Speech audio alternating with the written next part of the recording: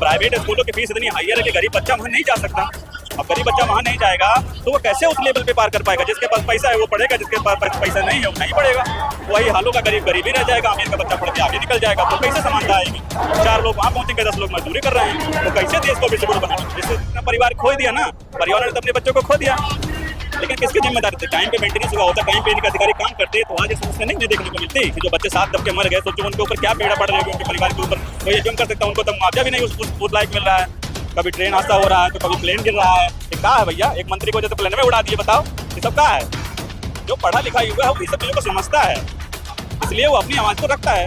और सबसे बड़ी शिक्षा ही काट दो ना, वो साला पढ़ेगा ना, उसके दिमाग में कोई चीज़ आएगी ना, उसके अंदर बुद्धि रहेगी। वो गुटखा खाएगा, दिन भर जाएगा 800 400 की दिहाड़ी करेगा, शाम को आएगा दारू पिएगा, सो जाएगा, क्योंकि पढ़ा तो है नहीं। दिमाग कहाँ से आएगा उसके अंदर?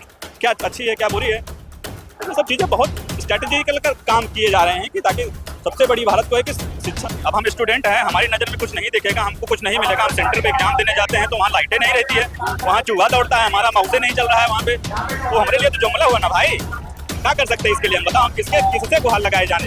रोड पे जाते हैं तो लाठियां बरसती हैं। मीडिया वाले हमारी बात सुनने आते नहीं, क्योंकि वो तो खाली एक उस पार्टी के नेता को बुला लिए, एक उस पार्टी को नेता को बुला लिए, आपस में बुला के एक दूसरे को कवायद करते रहते हैं। दिन भर अधिकारी नाकारा है तो अपना काम टाइम पे करते नहीं है, उसका जो सारा परिणाम होता है बच्चों को झेलना पड़ता है, और नुकसान बच्चों का होता है, क्योंकि वो तो अपनी नौकरी, उनको तो पेमेंट मिल रही है महीने की, तो उनको कहे कोई दिक्कत रहेगी भाई?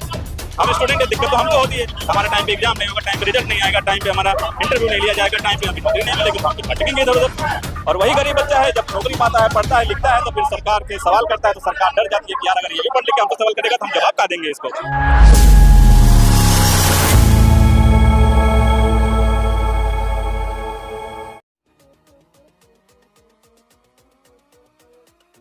हमारे पीछे जो पब्लिक है ये आम पब्लिक नहीं है, एसएससी के छात्र और शिक्षक भी यहाँ पर मौजूद है।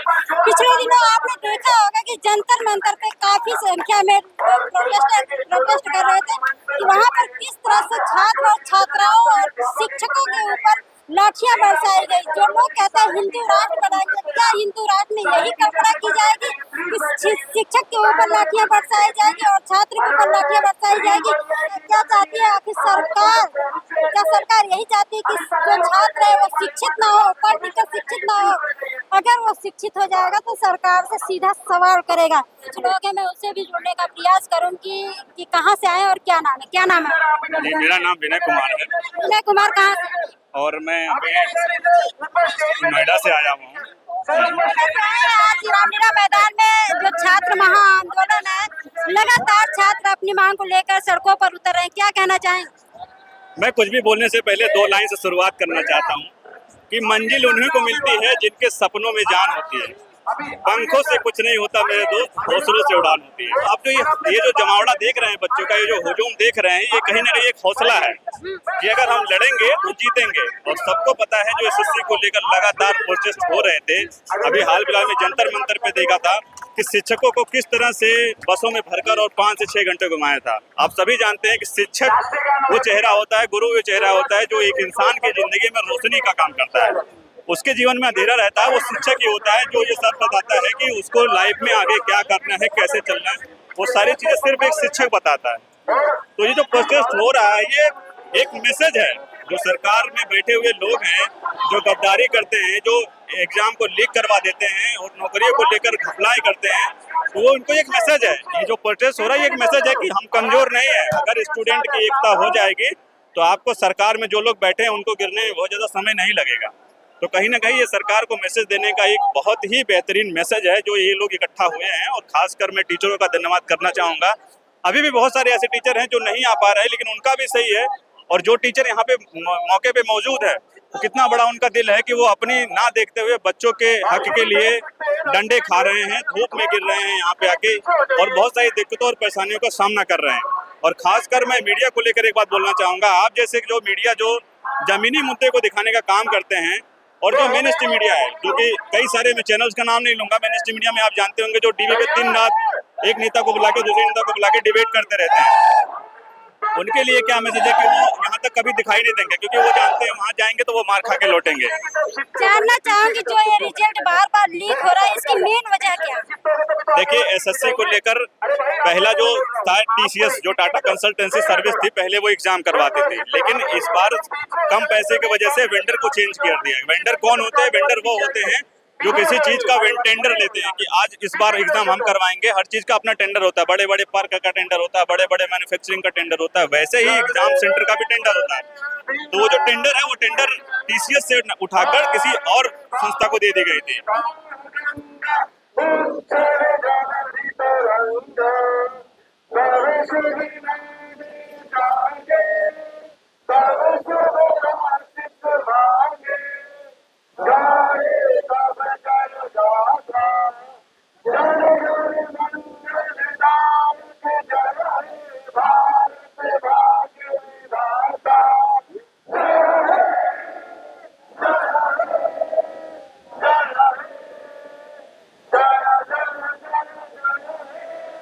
विश्व गुरु बनाएंगे, क्या विश्व गुरु में यही कल्पना की जाएगी कि गुरुओं के ऊपर लाठियां बरसाई जाएगी? देखिए, विश्व गुरु का फॉर्मूला ये होता है कि जन जन तक जो समस्याएं हैं वो ना हो, पढ़ाई लिखाई बेहतर चले लोगों की, ताकि बच्चों को रोड पे ना आना पड़े। ये बच्चे वो बच्चे हैं जो राई से पर्वत बनाते हैं, लेकिन शायद सरकार को ये समझ में नहीं आता है, क्योंकि सरकार में जितने भी लोग हैं वो आप जानते हैं कि कौन लोग हैं और किस लेवल की पढ़ाई उनके पास है। तो जो ये बच्चे प्रोटेस्ट कर रहे हैं ये अपनी पढ़ाई को लेकर कर रहे हैं, इनको कुछ और नहीं चाहिए, अपनी शिक्षा को लेकर कर रहे हैं कि हमारी शिक्षा बचाई जानी चाहिए। और शिक्षा वो चीज़ है, वो हथियार है जिससे बहुत दूर तक पहुंचा जा सकता है। DM, magistrate, collector, SP, DSP जितने भी बनते हैं वो शिक्षा ही एक ऐसी चीज है जिसकी वजह से यहाँ तक बनते हैं। और मैं एसएससी की बात करूं, एसएससी को लेकर ये जो प्रोटेस्ट हो रहा है, खासकर इस बार जो एग्जाम हुआ है, एग्जाम सेंटर पे जाने के बाद कई बच्चों ने ये कंप्लेंट डाली कि किसी का माउस नहीं चल रहा है, किसी का विंडोज नहीं खुल रहा है, कहीं पे प्रॉपर लाइट नहीं है, जाने के रास्ते नहीं है। सेंटर ऐसी जगह पर ऑर्गेनाइज किए गए थे जहाँ पे पानी इतना भरा हुआ है कि वो वहाँ पर पहुंच ही नहीं सकते। सोचिए कितनी बड़ी दिक्कतों का सामना करना पड़ा एग्जाम सेंटर को लेकर। मैं कहना चाहूंगा कि एक जो बच्चा होता है वो 1 साल किसी भी कॉम्पिटिटिव एग्जाम की तैयारी करता है। अब आप सोच के देखिए, 1 साल पहले तो उसने तैयारी करने के साथ साथ उसका 1 साल का पैसा भी खराब हुआ। उसके बाद जब वो एग्जाम देने जाता है तो एग्जाम सेंटर पे जाने के बाद उसको ये पता चलता है कि जी मेरा तो एग्जाम पोस्टपोन्ड हो गया। सोचिए इतनी भारी गड़बड़ी अगर देखने को मिल रही है, तो जो ये वेंडर बैठे हुए हैं ये किस लेवल पे काम हो रहा है। ये कहीं ना कहीं पूर्ण रूप से शिक्षा को बर्बाद करने की कोशिश की जा रही है, क्योंकि जो एसएससी का एग्जाम है उसमें सारे लोग पढ़ते हैं। क्या लगता है कि सरकार डर रही कि जो छात्र है वो शिक्षित होंगे तो सीधा सरकार से सवाल करेंगे? देखिए, ये सिंपल सी बात है, गरीबों को शिक्षा से दूर इसीलिए रखा जाता है कि अगर गरीब पढ़ लिख लेगा, वो पहले से ही गरीब है, वो तो दिक्कतों का सामना किया है, उसको पता है कि अच्छाई और बुराई क्या है, वो तो समझ चुका होगा। तो वो 100% है कि सवाल तो नहीं 200% सवाल पूछेगा कि आखिर मेरे साथ जो ये धोखा हुआ, जब मेरा एक वोट लिया जाता है मेरे से, तो मुझे उसके बदले क्या दिया जाता है? 5 किलो राशन के अलावा और मुझे क्या मिल जाता है इस देश से कि जो मैं एक वोट की कीमत इतनी ज्यादा होती है, शायद जब वो पढ़ लिख लेता है तो उस एक वोट की कीमत वो समझ जाता है। लेकिन सरकार तो लगातार जो छात्र हैं, बच्चे हैं, उनके रोजगार की बात करती है, शिक्षा की बात करती है। नहीं, शिक्षा की सिर्फ बात करने से शिक्षा बढ़ती नहीं है, जमीनी हकीकत पे काम कितना होता है ये आप देखिए। कहने का मतलब जुमला कर दिया क्या सर? जुमला ही है भाई। अब हम स्टूडेंट हैं, हमारी नजर में कुछ नहीं दिखेगा, हमको कुछ नहीं मिलेगा। हम सेंटर पे एग्जाम देने जाते हैं तो वहाँ लाइटें नहीं रहती है, वहाँ चूहा दौड़ता है, हमारा माउसे नहीं चल रहा है वहाँ पे, तो हमारे लिए तो जुमला हुआ ना भाई। क्या कर सकते हैं इसके लिए हम? बताओ, हम किससे गुहार लगाए जाने? रोड पे जाते हैं तो लाठियां बरसती हैं। मीडिया वाले हमारी बात सुनने आते नहीं, क्योंकि वो तो खाली एक उस पार्टी का नेता को बुला लिए, एक उस पार्टी को नेता को बुला लिए, आपस में बुढ़ा के एक दूसरे से कवायद करते रहते हैं दिन भर स्टूडियो में बैठ के। तो हमारी कौन सुनेगा? हमारे तो लिए तो ये टीचर हैं। आपकी सरकार सुन रही है? कौन सरकार सुन रही है? बताओ, किसी एक का नाम बताओ जो सुन रही है। कोई सरकार नहीं सुन रही है। ये टीचर हैं जो हमारे लिए आके सड़कों पे डंडा खा रहे हैं, क्योंकि ये लोग फेमस हैं। ये लोग हमारी आवाज उठाते हैं तो सरकार को सुनाई देता है। हम तो स्टूडेंट, हमें डंडा मार के साइड कर दिया जाता है, बसों में भर के इधर उधर घुमाया जाता है। वही हाल टीचरों के साथ हुआ। लेकिन आप ये हुजूम देख रहे हैं, ये कहीं ना कहीं बहुत बड़ा मैसेज है। सरकार इससे डर जाएगी इस चीज को देखकर। आगे से गड़बड़ियों को रोकने में ये काम करने चालू कर, क्योंकि इनके अधिकारी काम नहीं करते हैं। अगर काम कर रहे होते तो जो इतनी बड़ी दिक्कतों का सामना करना पड़ा है, जो बच्चे साल भर से तैयारी कर रहे हैं, उनका सही से एग्जाम नहीं होगा। जब सही से एग्जाम नहीं होगा तो रिजल्ट नहीं आएगा, रिजल्ट नहीं आएगा तो उनको नौकरी वैसे भी नहीं मिलेगी। फिर क्या करना है? थोड़ी बहुत खेती होती है, बेचारे उसी में जाके मरेंगे। क्या ऑप्शन होगा आप बताइए हमको? कोई ऑप्शन नहीं है। तो आप सोचिए कि सरकार के जो अधिकारी हैं वो किस लेवल पे काम कर रहे हैं। एक परसेंट के लिए मान लेते हैं कि सरकार कोई अच्छा मुहिम निकालती है, सरकार कोई अच्छा भर्ती निकालती है, लेकिन क्या होता है, अधिकारी जब नाकारा है, अधिकारी नाकारा है तो अपना काम टाइम पे करते नहीं है, उसका जो सारा परिणाम होता है बच्चों को झेलना पड़ता है और नुकसान बच्चों का होता है, क्योंकि वो तो अपनी नौकरी है, उनको तो पेमेंट मिल रही है महीने की, तो उनको काहे लिए कोई दिक्कत रहेगी भाई। हम स्टूडेंट है, दिक्कत तो हमको होती है, हमारा टाइम पे एग्जाम नहीं होगा, टाइम पे रिजल्ट नहीं आएगा, टाइम पे हमारा इंटरव्यू नहीं लिया जाएगा, टाइम पे हमें नौकरी नहीं मिलेगी, तो हम फिर भटकेंगे इधर उधर। और वही गरीब बच्चा है जब नौकरी पाता है, पढ़ता है, लिखता है, तो फिर सरकार के सवाल करता है तो सरकार डर जाती है कि यार अगर ये भी पढ़ लिख के हमसे सवाल करेगा तो हम जवाब क्या देंगे इसको। यही कारण यही है कि सरकार डर रही कि शिक्षित ना हो पाएंगे।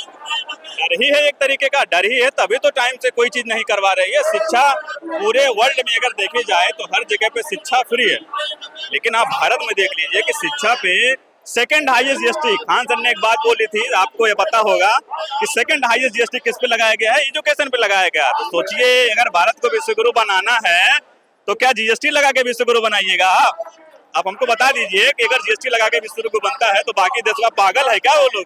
आप कंपेयर करिए अपने भारत को, चाइना से कंपेयर करिए, अमेरिका से कंपेयर करिए, जापान से कंपेयर करिए, उनके यहाँ क्या है, अपने यहाँ क्या है। उनके बच्चे रोबोट बनाते हैं, हमारा बच्चा क्या करता है। विश्वगुरु बनेगा तो सब कुछ पॉसिबल हो।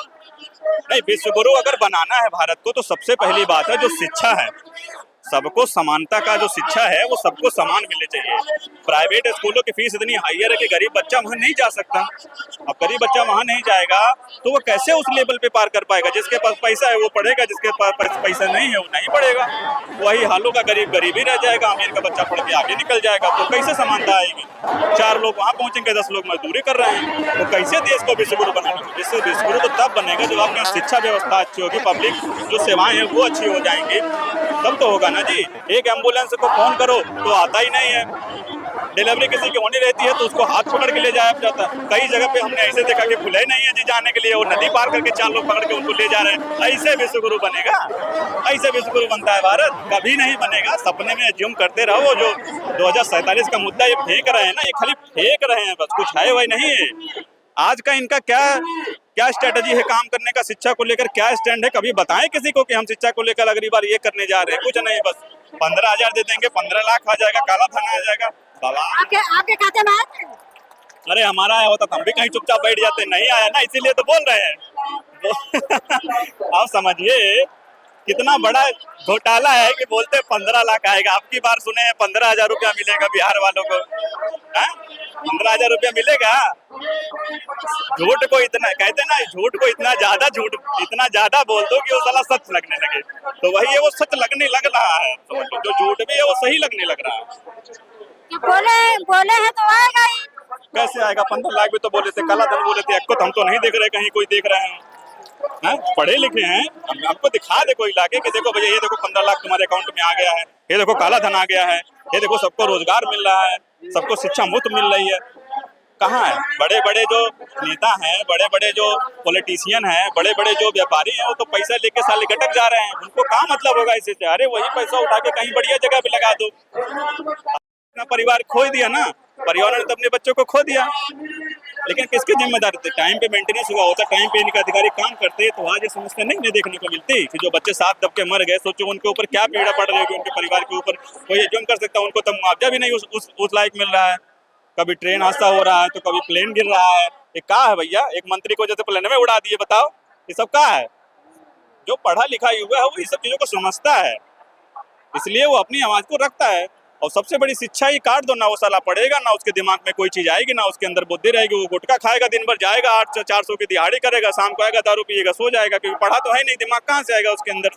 क्या अच्छी है क्या बुरी है? ये सब चीजें बहुत स्ट्रेटेजिकल कर काम किए जा रहे हैं कि ताकि सबसे बड़ी भारत को है कि शिक्षा सरकार के ही मंशा 100% मंशा है। मैं यही कह रहा हूँ, 100% मंशा है। मेरे यहाँ के कई सारे स्कूल, अब बताओ एक और यूपी की पॉलिसी देख लो, बताओ सरकारी स्कूल में बंद कर दे रहे हैं। अरे भैया जो छोटा बच्चा है वो गांव का स्कूल रहता तो चला जाता है, जिसके पास इतनी कमाई नहीं है, प्राइवेट स्कूल की फीस इतनी ज्यादा है कि वो अफोर्ड ही नहीं कर सकता, अपने बच्चों को वहाँ भेज नहीं सकता। मजबूरी है बेचारा, कम से कम 5 तक नाव तो लिखना तो समझा देगा उसको, नाव लिख ले जाएगा। अब जब कोहरा का दिन आता है, ठंडी आता है, बचवा 3 किलोमीटर दूर जाएगा जी पढ़ने? कभी नहीं जाएगा। गरीब बच्चों के साथ खिलवाड़ हो। भाई 101% खिलवाड़ हो रहा है, उनका तो पूरा सिस्टम खराब कर दे रहे हैं ना। अब जब कोहरा का दिन आएगा तो कोई बच्चा 5 किलोमीटर दूर पढ़ने जा सकता है क्या? नहीं जाएगा, डर के मारे नहीं जाएगा, कहीं कोई रास्ते में उसको पकड़ ना ले, कहीं कोई मार ना दे, कहीं कोई उठा ना ले। और गांव देहात में वैसे भी ये कहावत बहुत तेजी से चलती है कि बच्चे को पकड़ के ले जाके कहीं कुछ कर देते हैं, बच्चे डर के मारे। वैसे नहीं, गांव का स्कूल रहने से ये फायदा होता है कि 2 किलोमीटर 1 किलोमीटर दूर रहता है तो वो आसानी से वहां तक पहुंच सकता है। तो कम से कम इतना तो पढ़ लेगा कि नाव गांव अपना लिखना जान जाएगा, और जहां जाएगा तो कम से कम कोई उसे बेवकूफ नहीं बना पाएगा। लेकिन अब पढ़ा लिखा ही नहीं रहेगा, उसको गिनती समझ में नहीं आएगी, उसको पढ़वे समझ में नहीं आएगा, कुछ लिखा है पढ़ ही नहीं पाएगा, तो कैसे वो एक बेहतर नागरिक बन पाएगा जी? बस कहाँ जा रही है उसको यही नहीं पता, 4 लोगों से पूछे कोई गलत बता दिया, गलत जगह चला गया, तो नुकसान किसका हुआ? इसीलिए जो बहुत सारी चीजें हैं सरकार को सोचना चाहिए, इस पे एक्शन लेना चाहिए। चलिए बहुत बात हुई, सब कुछ मिला जुला के बात है कि सिस्टम फेल है। सरकार ये नहीं चाहती कि बच्चे पढ़े लिखे, अगर पढ़ लिख जाएंगे तो सीधा सरकार से सवाल करेंगे। यही मेन कारण है कि बच्चे शिक्षित ना हो। और यहाँ पर जो तमाम लोग जो छात्र और छात्राएं और शिक्षक जो अपनी मांग को बैठे हैं, और जिस तरह से हमारे लोगों से बात हुई, इनकी बातों से आप कितना सहमत है कमेंट बॉक्स में देना ना भूलें। मैं आपके साथ सुमन बादेश।